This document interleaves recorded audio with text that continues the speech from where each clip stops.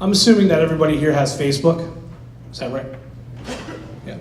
So you've probably seen a campaign come across your website or come across Facebook, and it would look like something like, click here to support so-and-so for an illness. Maybe it's a fire, somebody's been displaced, an illness like cancer.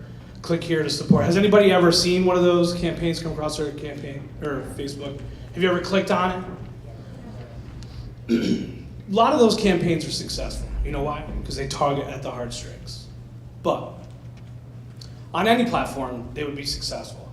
However, what happens when you have a campaign that is not so tug at the heartstrings? It's more, I gotta sit at a PTO meeting. I have, is there anybody in school PTO? No? Do you have that's the wrong slide.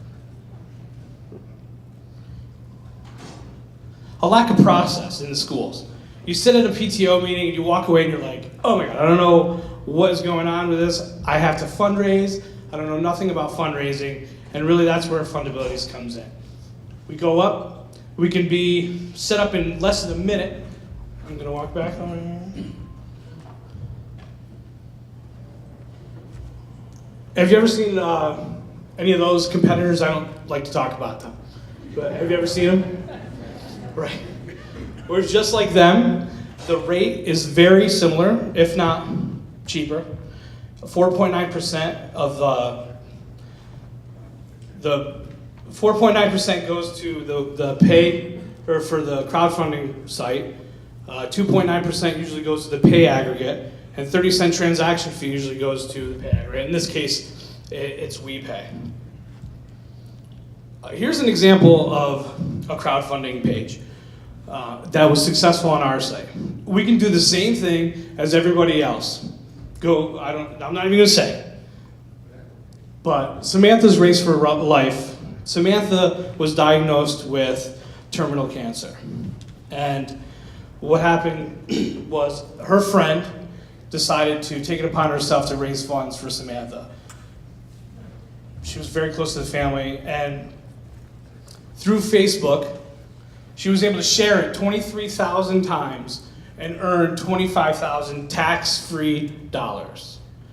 And who flourished from this was the family that since in the last month, I'm sad to say that she passed away, but her family now has a couple months of mortgage, groceries, and you get the picture.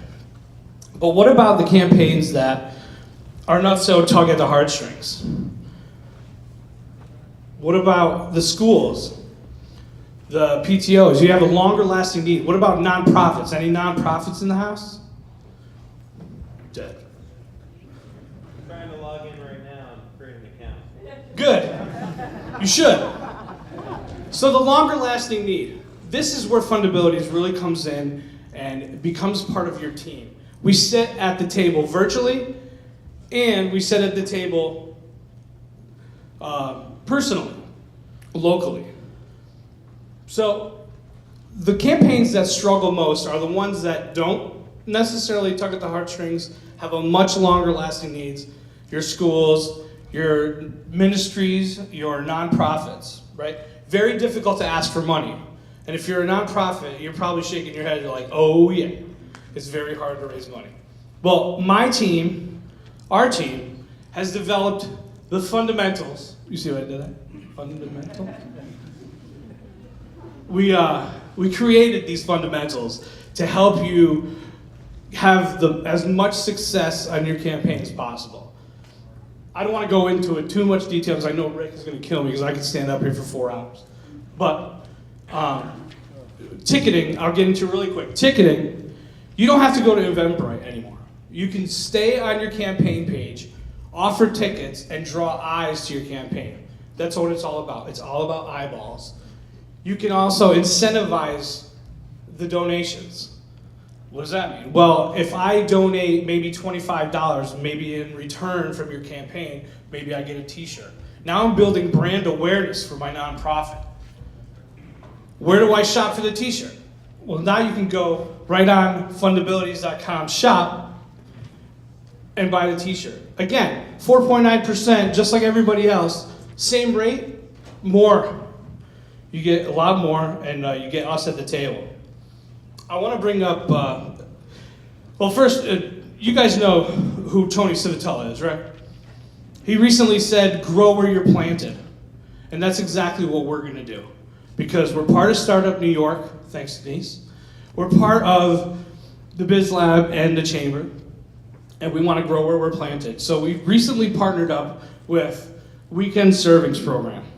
One of the founders is not here, Ian, Pastor Ian. The other founder is right here, Gary Spadero. Why don't you come up here, Gary? Real quick, I just want you to tell everybody what Weekend Servings is. You can clap for him. Hello. Well, thank you. It must be your live testimony here tonight, right? So what Weekend Servings is we're a program where we're feeding kids over the weekend. Usually these children are people that the school basically saw that they weren't having enough food in their household to get them through the weekend. So what was happening is these kids were going to beeline into the morning program for their breakfast. And then sometimes they would have behavioral problems. Or what they would also run into is maybe some learning issues.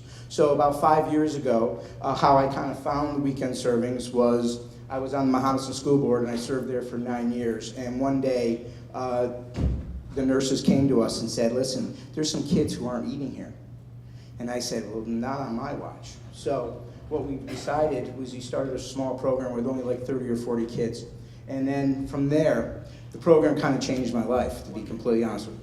So we were able to do this. I then went to church one day and I heard Mike Sicoscio talk about a program that he was starting, and I reached out to him. And now I'm the director of social enterprise at the Schenectady City Mission, working with their program and our program, where our program is working on all the rural schools, Mohanison, Shalmont, Gilderland, where the other program is working on all the inner city schools. What we were able to do with Fundabilities is actually create a process that the schools can help fundraise themselves. So it's a pilot within the project.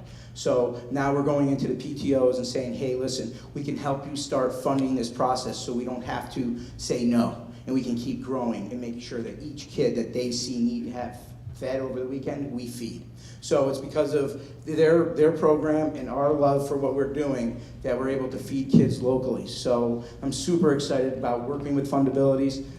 We are now working with the Great Escape. They're coming alongside of us.